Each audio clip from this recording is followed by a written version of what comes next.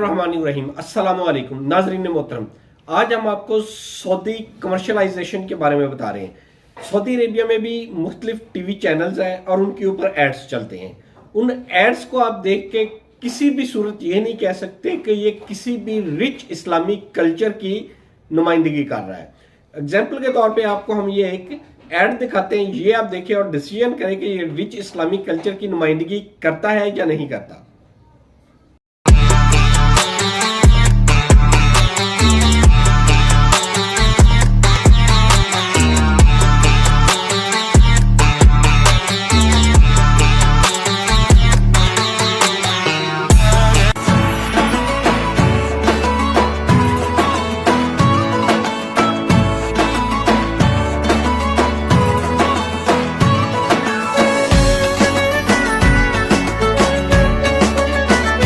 मोहतरम, आपने ये ऐड देखा जहां पे सऊदी अरेबिया में मुख्तलिफ किस्म की दूसरी तरक्की हो रही है। उन्होंने डिजिटलाइजेशन के साथ साथ अपनी मीडिया इंडस्ट्री को भी बहुत प्रमोट किया है। ये उसकी एक झलक थी।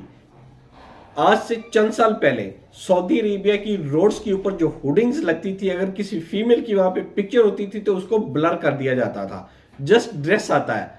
और आज ये पिक्चर और ये कमर्शियल देख के आप अंदाजा लगा सकते हैं कि वहां पे कितनी तरक्की हो रही है जो मगरबी तर्ज की चीजों को अडॉप्ट करने में। ये सब कुछ कैसे मुमकिन हुआ? ये सब कुछ मोहम्मद बिन सलमान की विजन 2030 की वजह से मुमकिन हुआ।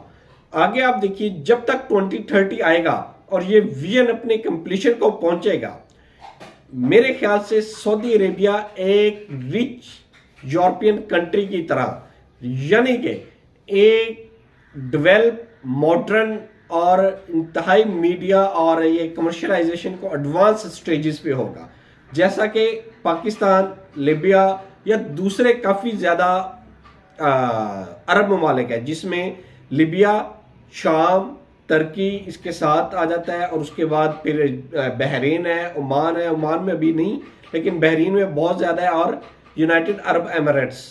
ये वो रिच इस्लामिक कल्चर वाली जो कंट्रीज हैं जिन्होंने अपने आप को इतना मॉडर्न किया है कि आपको कोई भी यूरोपियन कंट्री और इन अरब ममालिक में फ़र्क ही नज़र नहीं आता।